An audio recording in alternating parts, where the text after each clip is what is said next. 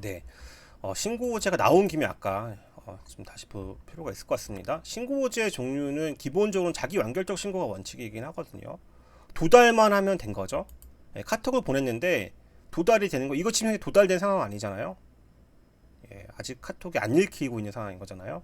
그러니까 이거는 도달이 실패했으니까 신고 자체가 아직 된 건 아닌데, 이게 아니라 도달만 되면 신고가 된 것으로 본다.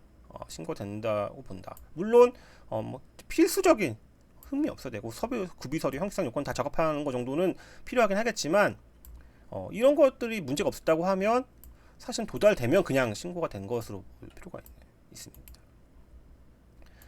예. 근데 나아가서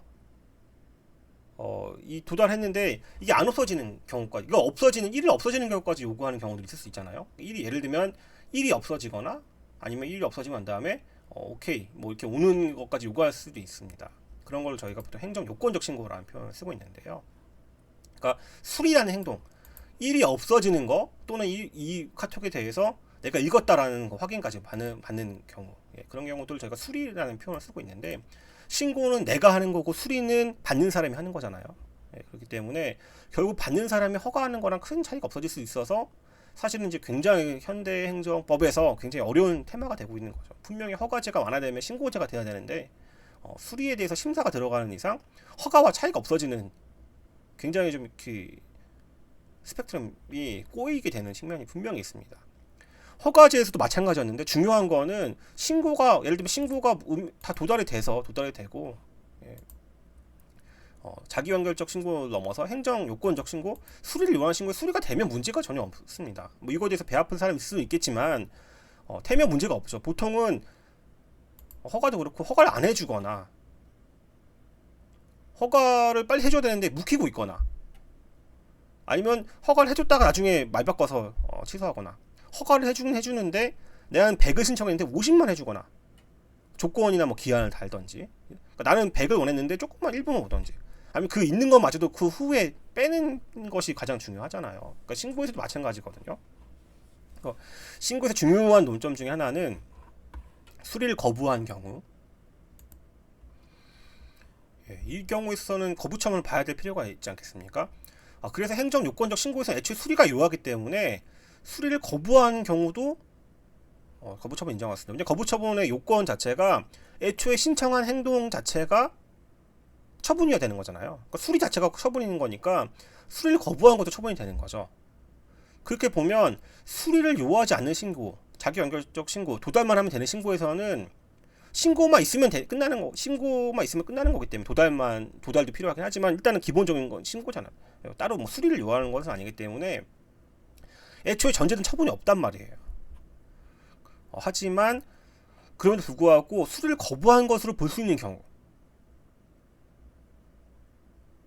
그러니까 자기 완결적은 관념적으로 수리가 필요 없는데 수리를 거부한 것으로 볼 수 있는 경우들이 무엇이 있을까? 보면 예를 들면 이제 관련돼서 뭐 분명 기재 사항이 흠도 없고 필요한 구비서로 다 첨부되어 있고 형식상 요건 다 적합했는데 그게 아니라고 해서 보완 요구를 하는 경우가 있어서 되돌려 보내는 거, 예, 보완 요구하는 경우, 이게 사실상 수리 거부가 될 수 있는 거잖아요.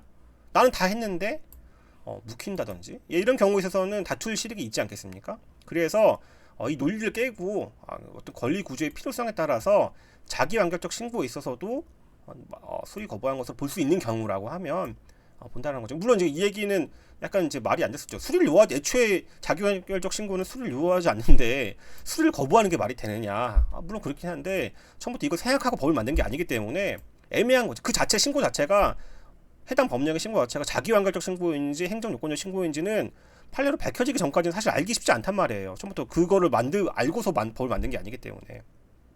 예, 그렇기 때문에 다툴 권리 구제의 실익이 필요하잖아요. 예, 그래서 이렇게 거부한 것을 볼 수 있는 경우라고 하면 처벌성 인정한 경우들이 있는 것입니다. 그래서 허가제가 완화되면 신고제가 된다라는 것, 신고 수리를 요구하는지 아니면 그냥 도달만 있으면 되는 건지, 도달이라는 사실 자체만 있으면 되는 건지, 아니면 나아가서 행정의 의사표시로 수리까지 있어야 되는 것인지 따져봐야 될 필요가 있다는 거. 어쨌든 신고를 하게 되면 허용이 되는 거죠. 허가는 신청하고 심사한 다음에 허가가 있으면 허용된 행위로 되는 거여서 약간 이 신고는 이제 국민에게 이걸 하고 싶어하는 국민이 신고만 하면 되는 것이고, 그게 도달 또는 수리만 되면 허용되는 행동이 되는 거고, 여기서는 허락까지 받아야 되는 거라서 허가제와 신고제는 이렇게 좀 구별이 되고 있습니다.